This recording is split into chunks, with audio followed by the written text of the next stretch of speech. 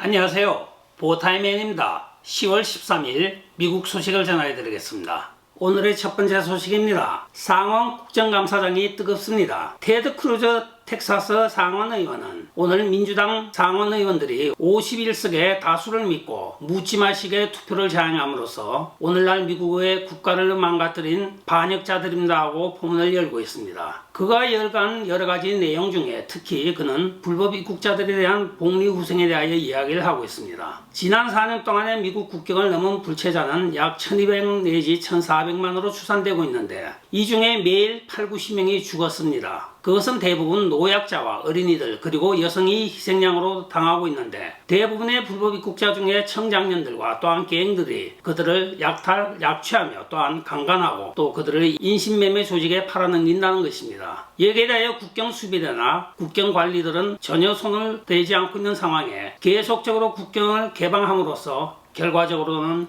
이러한 많은 사람들의 희생이 따르고 있는 것이 이것은 미국의 건국 아버지들이 이야기했던 인류 복지와 자유, 평등 그리고 복지 정책의 완전 위배가 되므로 이것은 미국 국가에 대한 반역입니다고 이야기를 한 것입니다. 테드 크루즈 의원이 상원 청문회에 모두 발언에서 이렇게 강경 발언을 하였으나 양심이 찔리는지 어느 민주당원 상원 한 명도 반박을 하지 못하고 묵묵부답으로 듣고만 있었습니다. 그래도 양심은 있는 모양입니다. 다음 소식입니다. 도널드 트럼프 대통령이 지난 토요일 코첼라 집회에서 또 한 번 암살 시도가 있은 것으로 밝혀지고 있습니다. 오늘 관할 셰리프국에 따르면 용의자 한 명이 체포되었다고 하는데 그는 이상하게도 기자 출입증과 VIP 패스를 가지고 있었다고 합니다. 도대체 누가 준 것일까요? 그의 차에는 수많은 총기와 탄약이 있었으며 마침 탐지견이 이것을 발견하여 그를 체포할 수 있었다고 합니다. 담당 보안관의 말에 따르면 아마도 세 번째 암살 시도였던 것 같습니다 하고 조심스럽게 입을 열었습니다. 한편 비밀 경호국인 SSS는 도널드 트럼프 대통령의 공중 경호를 할 수 없다고 하였습니다. 비용이 모자라 드론을 띄우거나 공군의 지원을 받을 수가 없기 때문에 도널드 트럼프 대통령 공중으로부터의 경호를 받을 수 없다고 발표하며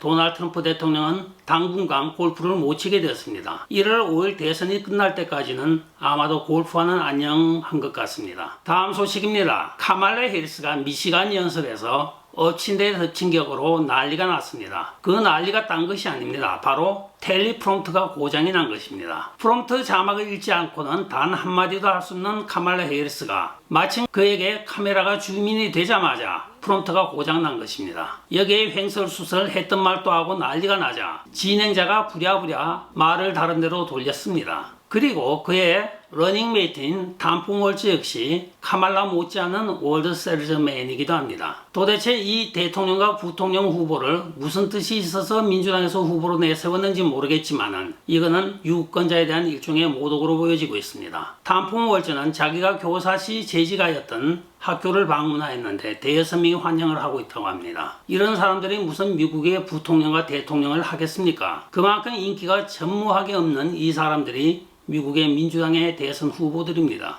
다음 소식은 먹거리 소식입니다. 맥도날드가 타이슨, JBS, 카길, 내셔널 비프 패킹 컴퍼니를 상대로 소송을 제기하였습니다. 4개의 육류 유통 산업 중에 빅4라고 불리는 4회사가 가격을 10년 전부터 담합을 하여 가격을 지속적으로 올려 맥도날드 가격이 결국은 원 패키지에 18불까지 오르는 현상을 초래하였다고 하며 자기들이 먼저 올려놓고는 남 탓을 하고 있는 맥도날드이기도 합니다. 그들이 미니멈 웨이지 20불로 올리자마자 주가가 32%까지 빠졌었습니다. 그러나 최근에 25%까지 회복을 하였으나 또 육류 가격이 올라가므로 맥도날드는 지금 진퇴양난에 부닥친 것입니다. 이에 애꿎은 육류 제공업체를 탓하고 있으나 맥도날드를 결코 좋은 눈으로 보지는 않습니다. 최근에 그들에게 프렌치 프라이라고 하는 감자튀김을 공급하던 업체가 파산을 하였습니다. 빅바이어인 맥도날드가 가격을 묶어둠으로써 그들은 결국은 경영 압박을 견디지 못하고 파산한 것입니다. 아이러니하게도 반독과점법이라는 법을 이용하여 이 4개 육류 회사가 독과점으로 인한 가격 카르텔을 형성한다고 하여 맥도날드가 소송을 제기하였는데 과연 법정에서 어떤 결과가 나올지 지켜볼 일입니다. 다음 소식입니다. 소셜 시큐리티에서 콜라법을 적용하여 내년에 모든 연금 수혜자들을 2.5% 금액을 인상한다고 발표를 하고 있습니다. 일반적으로 38년을 세금을 낸 사람들 기준으로 봤을 때 대부분 1900 내지 1950불입니다. 그러나 2.5%를 반영하면 50불이 인상된다고 선전을 하고 있으나 최근에 소비자 물가지수는 1년 사이에 4.8 내지 5.6%가 올랐습니다. 결과적으로는 연금이 삭감당한 것입니다. 조 바이든 행정부 4년 동안에 인플레이션은 9.1%가 발생하였고 자동차 가스값은 5불 02전을 기록하고 있습니다. 또한 집세 모게지 레이트는 8%로 인상되었고 평균 원베드룸 렌트가 1739불로 올라 있습니다. 이것은 도널드 트럼프 대통령 시절에 인플레이션이 1.4%였고 가스값이 평균 2.39달러였고 모게지 레이트이 2.8%였으며 렌트가 1419불에 비하면 엄청난 숫자가 4년 동안에 오른 것입니다. 작년에는 3.4%의 소셜 시큐리티 수혜가 올라 있었으나 올해는 2.5%로 감소가 된 것입니다. 생활연금이 실제적으로는 감소한 것입니다. 모든 물가지수는 4, 5% 이상이 다 올라 있는데 이것은 2.5% 올린다고 하는 것은 결과적으로는 우리가 수혜하고 있는 소셜 시큐리티 연금들이 2.5% 감소한 효과입니다.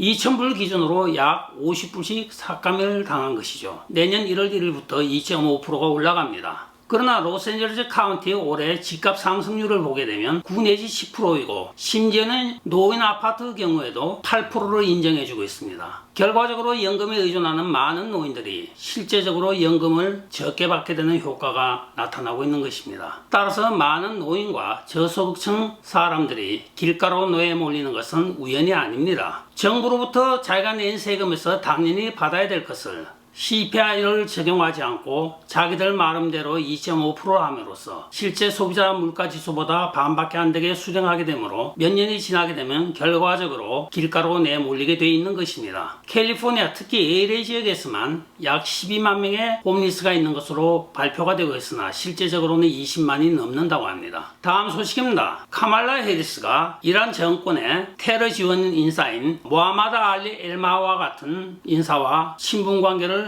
자랑하고 있습니다. 그들은 최근에 만나서 즐거운 담소를 나누고 있는 장면이 오늘 연출이 되고 있는데 1980년도 이란 해군의 장교였던 엘라는 호메니와 깊은 정치적 유대관계를 갖고 있으며 미국에서 이란 정책을 지지하는 자로도 유명합니다. 특히 그는 하마스 지지자로 공언하기까지 하였는데 미국 대통령 후보라는 사람이 테러리스트와 같이 연계된 인사와 만나서 담소를 나누고 친분관계를 과시한다고 하는 것은 참 우려되는 일이기도 합니다. 그는 하마스 테러를 간접적으로 지지한다고 공언한 바가 있는 인사이기도 합니다. 국제 테러 단체를 지지하는 자가 카말라 해리스 부통령과 친분관계를 과시할 정도이니 참 염려가 되는 미국의 미래이기도 합니다. 이상으로 오늘의 뉴스를 마치겠습니다. 지금까지 보타이맨이었습니다. 여러분 좋아요, 댓글, 구독, 알림 부탁드립니다. 안녕히 계십시오. 바이.